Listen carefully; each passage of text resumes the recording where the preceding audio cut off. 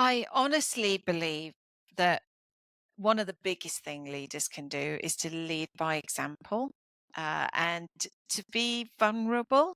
I think a lot of leaders are very fearful of social media. We often get the objection, I just don't have time. And I get that, right? Leaders are busy. Um, but I also think there's a fear factor there. You are accessible, it's transparent. Anybody commenting on your posts is for everyone to see. And there is fear in that, I think. People they worry that they're going to get, attacked online, disgruntled employees and that kind of thing. I think one of the best things that a leader can do is to actually put themselves out there because you can tell your employees about employee advocacy. We'd like you to go out and here's a tool and here's some training. But ultimately, if they're looking up going, well, you're not doing it, why should I? Welcome to the Internal Marketing Podcast, the unique podcast series that flips the marketing conversation from external to internal, exploring all the ways that companies can build a brand and drive growth by engaging and empowering its employees to become powerful advocates of the company brand. I'm your host, Kerry-Ann Stimson, and I'm very happy to bring you this episode where we'll be talking about how to create the kind of culture that makes employee advocacy thrive in your company. But first, this season's sponsor is Workshop, the number one email tool for internal communications. They created an incredible weekly newsletter for marketing and comms professionals called the Happy Monday Club. If you're looking for more practical resources and powerful perspectives about leveraging the power of internal marketing, then this is absolutely the newsletter for you. Every Monday, the workshop team puts together an inspiring list of articles from some of the world's best workplaces, the latest internal comms templates, and the occasional giveaway or surprise. Join over 30,000 comms and marketing professionals and sign up now at happymondayclub.com. Now, let's jump into this conversation with my featured guest, Sarah Goodall. Sarah is the CEO of Tribal Impact, and she'll be sharing about how to create the kind of culture that makes employee advocacy thrive in your company. Hi, Sarah. Thank you for joining me on the Internal Marketing Podcast. It's great to see you again. How are you? I'm very well, thank you. And it's an absolute pleasure to be invited to be on this, Kerry-Ann. I love this podcast, so thank you. Thank you. The pleasure is all mine. And I know this is your area, right? The whole concept of internal marketing, employee advocacy. And of course, when we're having employee advocacy conversations, who else to include but a great mind like you? And I know we're going to get into what you do and your company later on down in the conversation. But this particular conversation, Sarah, I'm excited about because we're going to be talking about the whole matter of culture and how culture impacts employee advocacy or employee brand advocacy, depending on how you phrase it. Because I find that employee advocacy has been picking up quite a bit of steam. Thankfully, I know you and I have been in this space for quite some time, so we're excited to see the evolution. I actually am just coming from a marketing conference for financial services brands in Toronto a couple of weeks ago. And employee advocacy was a huge topic in the digital marketing conversations in financial services, which is great. I'm like, I can't believe it. I don't know if it's a Canadian thing because, again, it was in Toronto. I was saying to the audience that I find that perhaps depending on the country you're in, it's kind of taking off more than in others. But it was the big topic of the conference, or certainly one of them. And so I'm very excited to know that there are more people joining the conversation. But one of the things that we would have highlighted even at that conference, and you know this already, Sarah, is the whole matter of culture. And that's what we're going to be talking about in this conversation, because employee advocacy, yes, there are steps that a company needs to go through to implement and allow it to thrive and grow. But having the right culture is super, super important for employee advocacy to thrive. But let's start out with a level setting question, Sarah, which is, in your view or your experience, what is culture? How would you define culture? A kind of a working definition for this conversation. What's culture and what impacts it? Yeah, that is such a great question. And I mean, if you tap it into Google, you're going to get some Wikipedia definition and all the rest of it. I mean, personally, for me, I have to reflect on companies that I've worked in and where I felt connected to the culture and where I haven't. And I think that says a lot about culture. First and foremost, it isn't a handbook, it isn't a guide, it isn't an instruction sheet. It's not a, you can have values, but ultimately for me, culture is a feeling. It's a feeling. And that is made up of belonging. It's made up of belief systems. It's made up of values, and a culture is almost like a culmination of all of that, and where an employee feels psychologically safe to be their whole self. And I think, for me, that is what culture is. It's a feeling. It's not something that can easily be defined. It is that, and that makes it complex, right? That's not an easy thing to, how do companies get hold of that? You can't. Can't we create presentations around cultures and handbooks around cultures? But no, because you can't touch it. It's it's it's a feeling. Um, Indeed, indeed. And I love the fact that you highlighted that it's a space where employees feel psychologically safe to mm. be their full selves, and I think that's really powerful. I mean, in your experience working with the many people that you do and the clients that you work with, what are the things that impact culture as you've been seeing them? Yeah, I think, well, ultimately, it's trust. It's trust. And I think, we're going to talk a little bit later about leadership and their role in this. Um, but I think it's trust. I love the Edelman Trust Barometer that comes out every January, and it talks about, who trusts who, and governmental trust, media trust, trust in business. Employees trust people like themselves, and ultimately it comes to that. And I think that can make a culture, but it can also break it, and it can take years to make it, and seconds and moments to break it. But then you really have to live by it. It's all very well writing everything up, but unless you live by those values and live by those beliefs, and if you're a leader, if you and an employee, if you're behaving in alignment with those beliefs and values, for me, that's how culture is either broken or built. And it's instilling that in everyday actions. Indeed, indeed. And the word trust is so very important, right? Because again, going back to your point about a culture creating a space of psychological safety, if employees don't feel that there is trust, that they can trust their leaders, and leaders by extension don't feel that their team members can trust them as leaders, can trust each other laterally, then you're not going to get the kind of culture that you want to see to bring about the outcomes that you'd like. But you know what, Sarah? I feel like there is still a faction of leaders and organizations, even small businesses of any size, quite frankly, businesses of any size, where I don't think culture gets the focus that it needs to get. And I think a lot of leaders also are still asking themselves the question, well, why is this even important? So, in your view, Sarah, why should leadership even care about culture?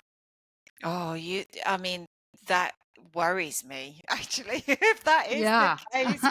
But I know it is the case. I agree with Yeah. you. Yeah, it worries me that if leaders don't take this seriously, because leaders play such a huge part of this. I always think it's a little bit like culture is the intersection between, what a company stands for, their beliefs and values, and an employee and their beliefs and values. And where the two match is where you get engagement, right? Is where you get employee engagement. They feel like they belong because the alignment of values and belief systems.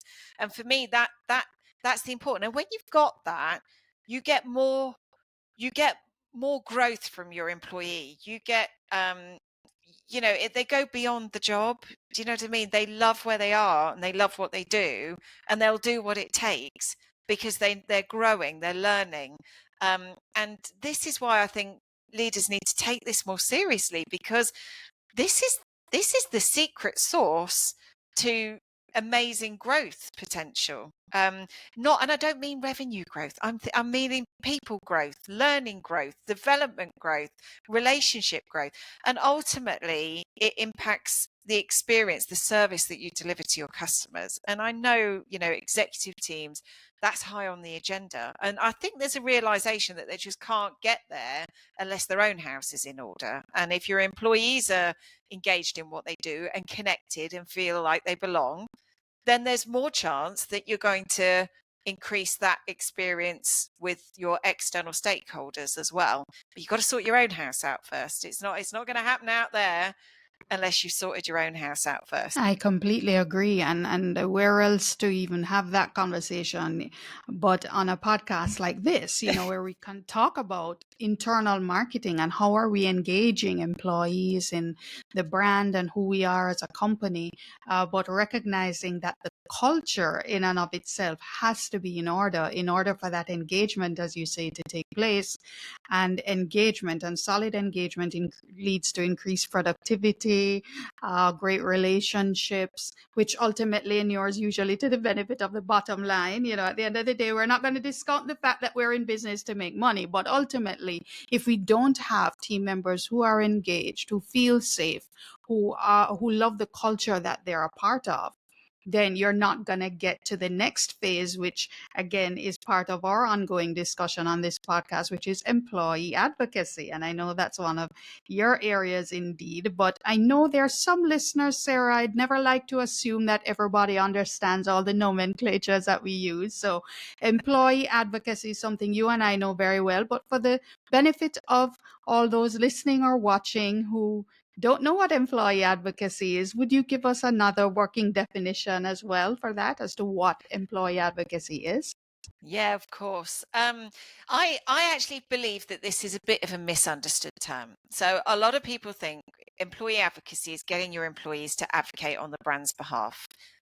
They kind of do that sometimes, but for me, that's a byproduct. Uh, for me, employee advocacy really is employee centric. It's not brand centric.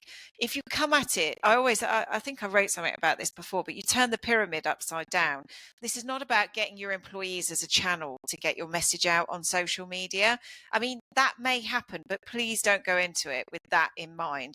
The real employee advocacy, in my view, is when you elevate employee voices. Your brand is made up of amazing employees, skill sets that differentiate you from the competition. It's why your customers love you. It's why other companies, other employees want to come and work for you. They they wear the culture on their sleeve, right? So elevate employee voices, because the sum of their voices becomes the brand voice. And I always think that it's like, turn it on its head. Employees are not a channel. Employee advocacy is not a channel for amplifying corporate messages. That may happen, but that's not the primary goal. The primary goal here is to really elevate your employees out there, help them to be their own brand, and that in itself will create a stronger culture online. I'm sure you stepped on a couple toes there, Sarah, because there are a lot of companies who are like, what do you mean we're not supposed to focus on leveraging our employees to build our brand? I'm sure. But, I love that spin, because ultimately, and it's something that I know we talk about on LinkedIn every now and again, that the what's in it for me, when you have employee advocacy, the what's in it for me as it pertains to the company benefit and the employee benefit, they must align for employee advocacy to work. And if Yeah. employees believe or feel like the companies are just using them as walking, talking billboards for the company message, then you're not going to get that buy-in and you're not going to get that authenticity. So even if you do put it on their performance appraisal, well, you got to do 2 LinkedIn posts a month, 2 on TikTok, whatever. If they don't believe that there's a what's in it for them, they don't believe that at the heart of it, the companies are really passionate about they're people, the culture is great, there's high trust, and they're just really being used as a microphone for the company's message, then the authenticity is going to be missing. You just won't get the engagement externally that you probably would otherwise like to get, because you're not coming from a place of people first Mm. and really engaging and empowering your employees to build their own personal brands, yes, and using their voices in a way that is again more authentic and benefits them also.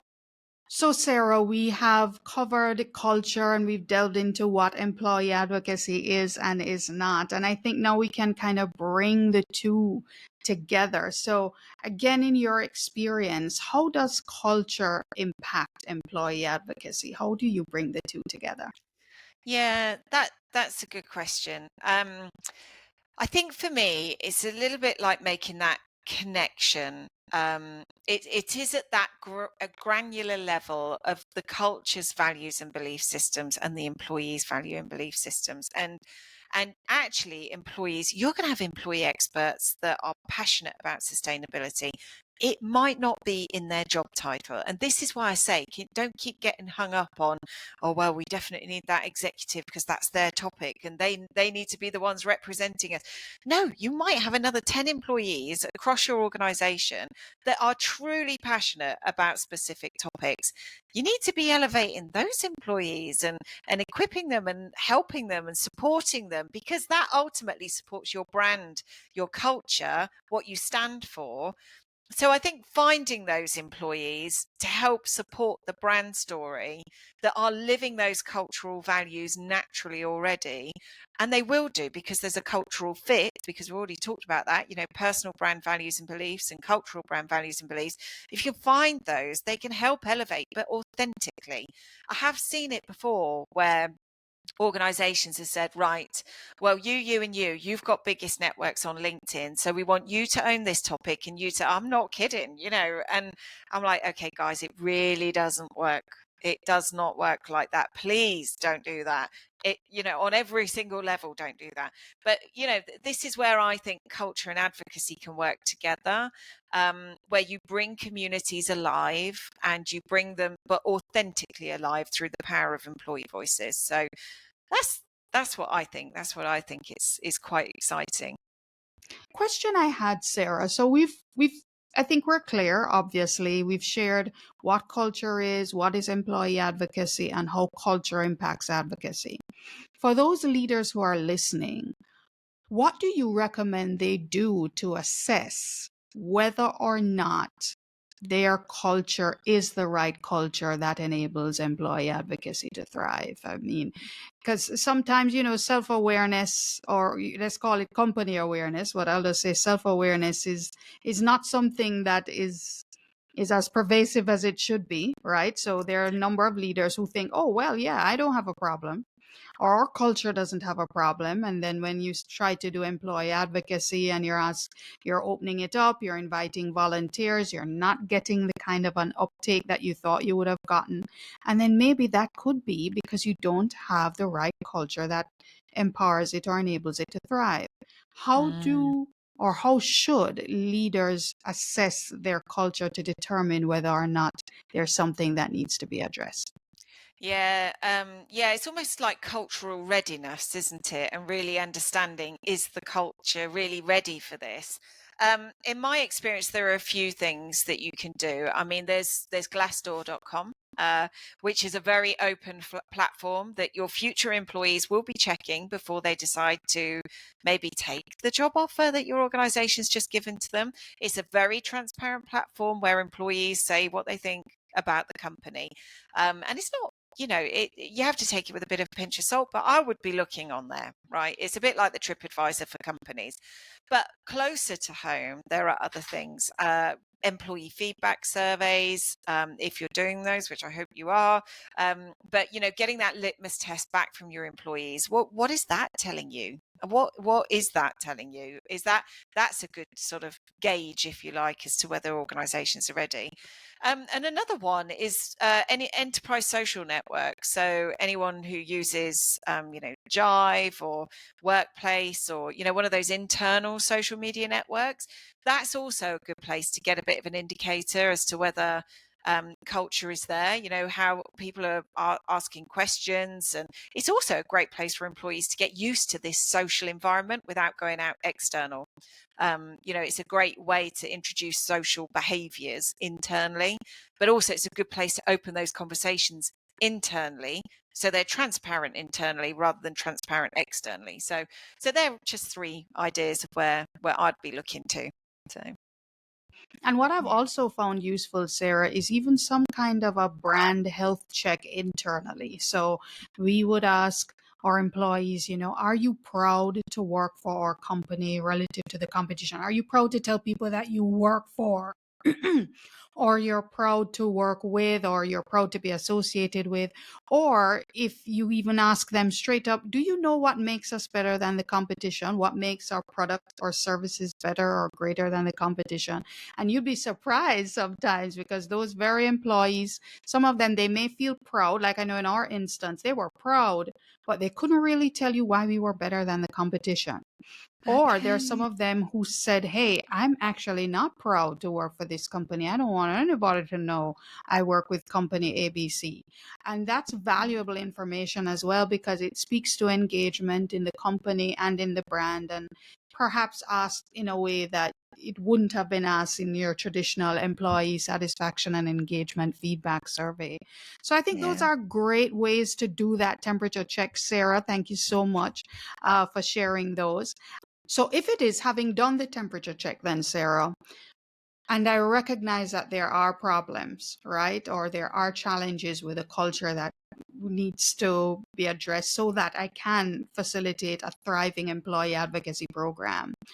What are some of the steps that company leadership can take to foster the kind of culture that allows employee advocacy to thrive? So, bearing in mind that there could be challenges, what are some of the things, I mean, working again with your clients and colleagues, what are some of the steps that you think a company leadership can take to make sure that the culture challenges are addressed and that employee advocacy can ultimately thrive? Yeah, I honestly believe that one of the biggest thing leaders can do is to lead by example, and to be vulnerable in many ways. I think a lot of leaders are very fearful of social media. We often get the objection, I just don't have time. And I get that, right? Leaders are busy. Um, but I also think there's a fear factor there. There's a vulnerability. You are accessible. It's transparent.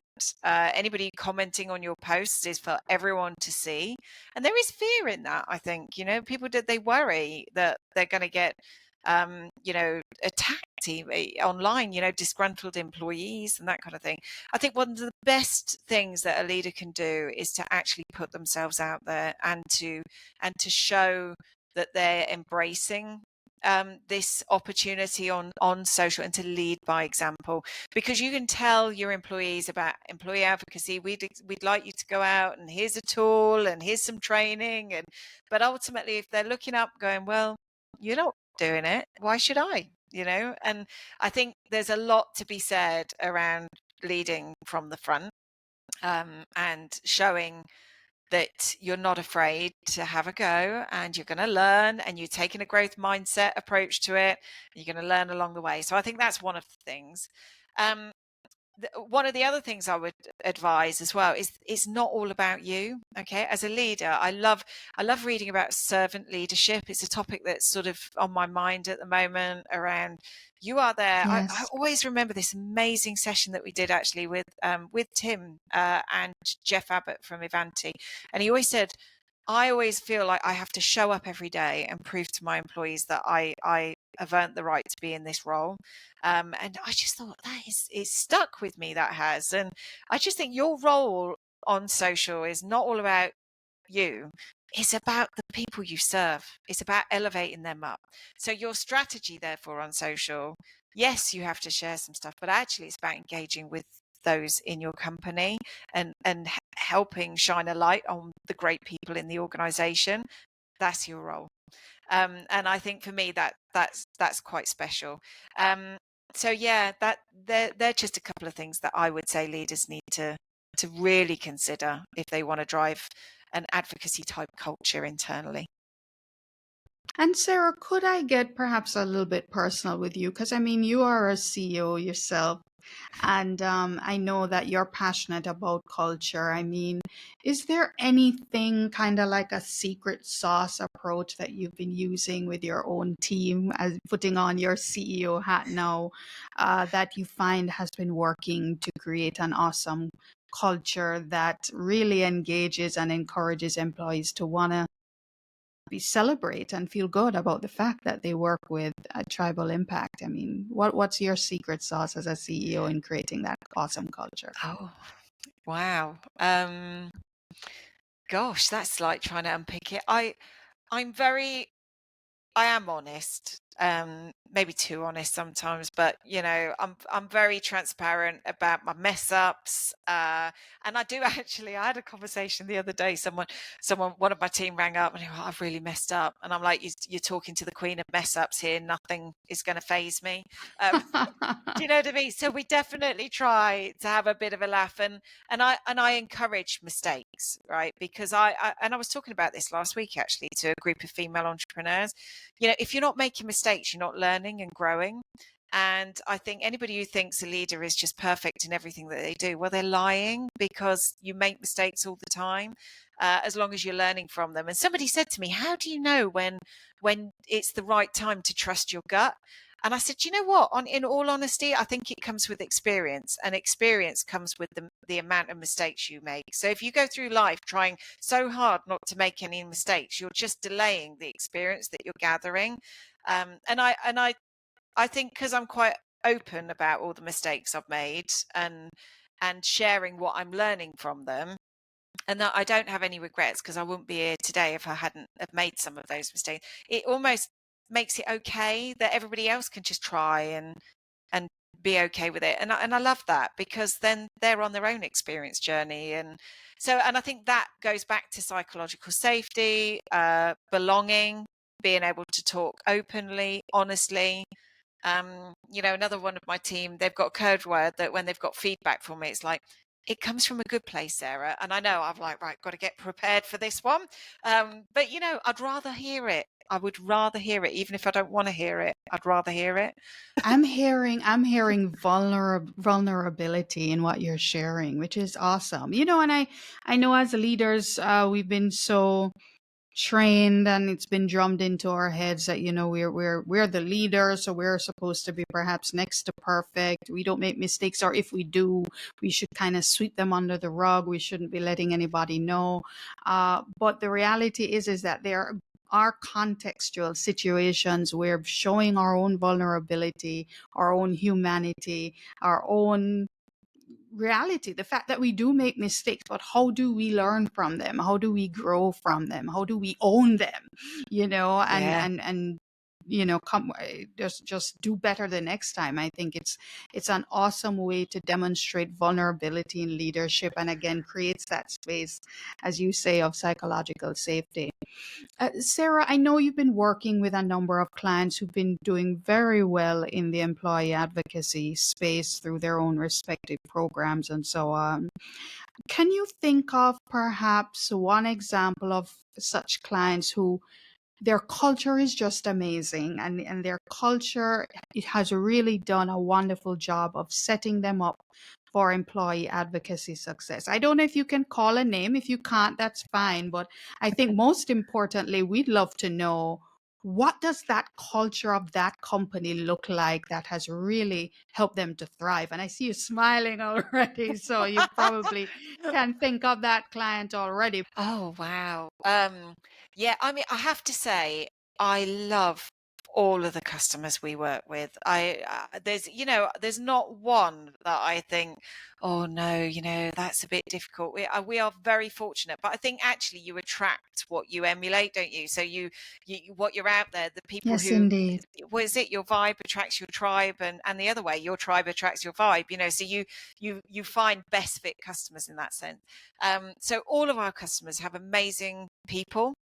And I think that is the result of their amazing cultures. Couple that I will think of, we love Ericsson. Ericsson, they have Oh, um, yes. they have a great team, great experts at the forefront of 5G. Mm. They have really good technical people that are not afraid to tell their story in an authentic way. I love that.